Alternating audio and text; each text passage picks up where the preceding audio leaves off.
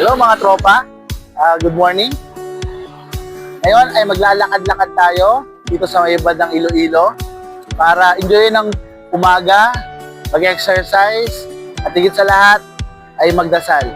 Maganda si tropa kapag sa umaga, pag-iugali mo ng pagdasal para mapanatag ang puso mo at maging maayos ang buong araw mo.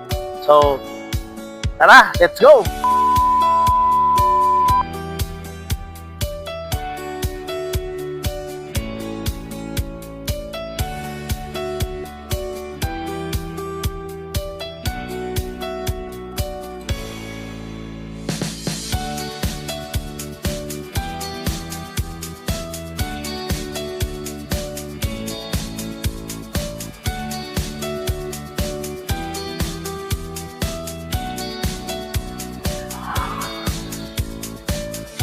Nakakatuwa lang dito sa Iloilo kasi napaka gaan niya lang.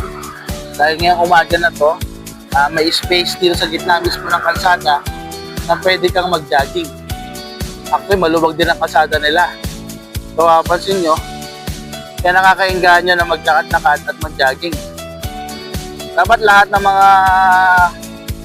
mga bayan siguro o city dapat may ganitong space o location.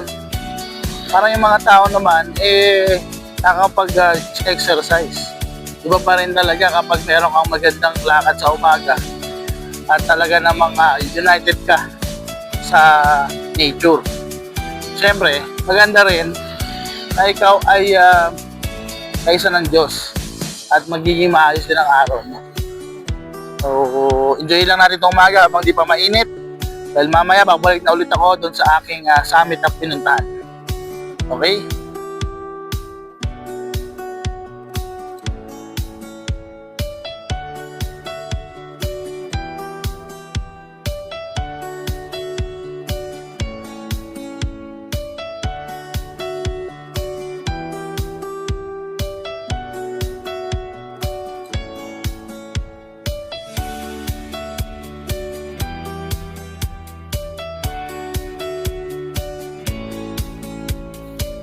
Mapapansin po natin mga tropa, no? May mga nagre-ready na rin na mga dragon boat athlete. So, ang galing lang.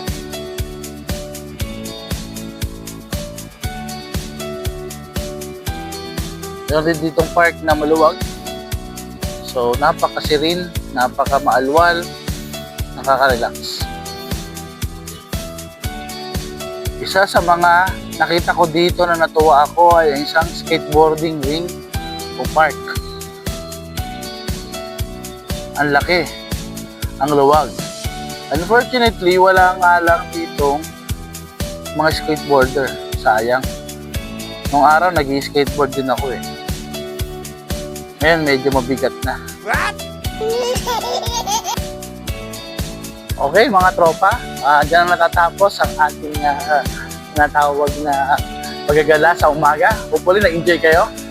So yun lang, hanggang dito na lang. Paalam!